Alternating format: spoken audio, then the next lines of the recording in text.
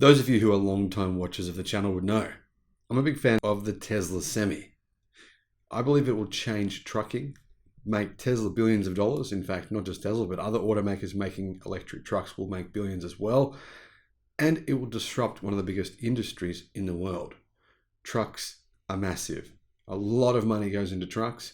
Most of the established truck manufacturers are absolutely not ready for the truck revolution. Now there will be some teething issues on the way. One of those has just happened, but it looks as though there is now a fix for what appears to be a similar issue that Rivian electric cars have been facing as well. Hello my friends, welcome to the channel. I'm the Electric Viking, it's great to see you. Thank you for tuning in. Welcome to all the new subscribers. Welcome back everyone else. And the Tesla Semi has been breaking down. I think the long-range Tesla Semi is way better than people are giving it credit. People are pretending like it doesn't even exist. It's technological masterpiece. Beyond that of a Tesla Model Y, absolutely. It hasn't been torn down yet by Sandy Munro. As soon as that happens, I think we're going to see that what has happened, what Tesla have done to make this vehicle work and give it the range that it has is mind-blowing. However, Tesla Semis have been breaking down. This is linked to a glitch that turns off the screen, similar to the same problem that Lucid vehicles have been facing and even Volkswagen electric cars as well. Tesla is slowly ramping up production of the electric Semi, despite a number of breakdowns which have been reported very extensively by the media.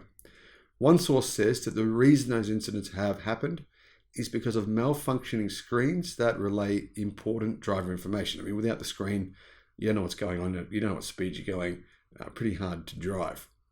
These broken down trucks have been towed to a so-called secret location in Lathrop, California. Not very secret really when you think about it if you're a Tesla fan.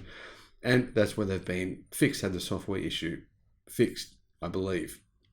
The Semi went into production late last year, and since then, at least 8 have broken down. Now, Tesla nor Frito-Lay have issued an official statement about what happened, but obviously the trucks need to get towed. People saw them. The media went, oh, look, we told you electric trucks, they're not going to work. They suck.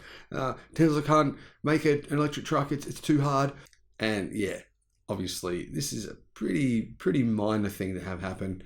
Annoying for the owners, but it's a pretty minor thing to have happen realistically. And it's something that actually does seem to face a lot of electric cars because, and in fact, a lot of cars these days, without having an analog screen, if your digital screen goes down, you're kind of stuck.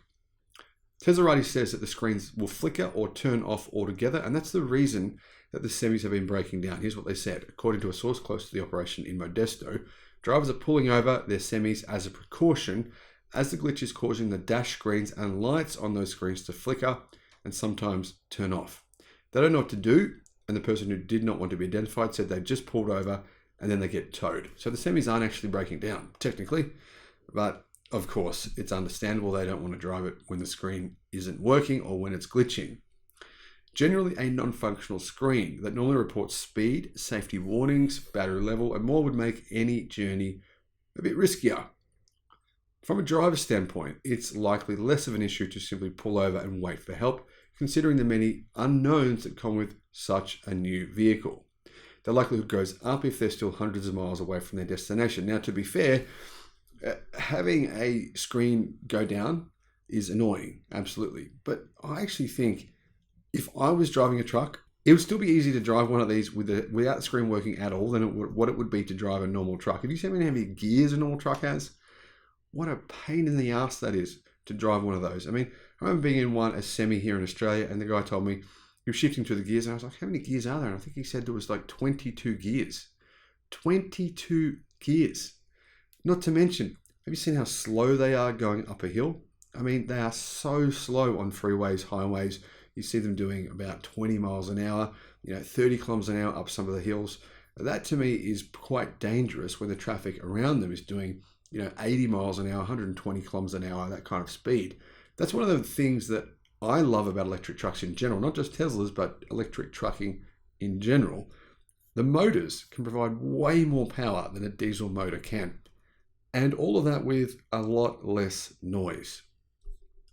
The report also claims that a tow truck driver has confirmed that at least a few of the affected Semis have been towed to a so-called secret location in Lathrop, California. Now, Lathrop is notable because Tesla has a new battery energy storage system mega factory there. It makes the mega pack at that site, which is sold out for the next, I think, 2 years or more.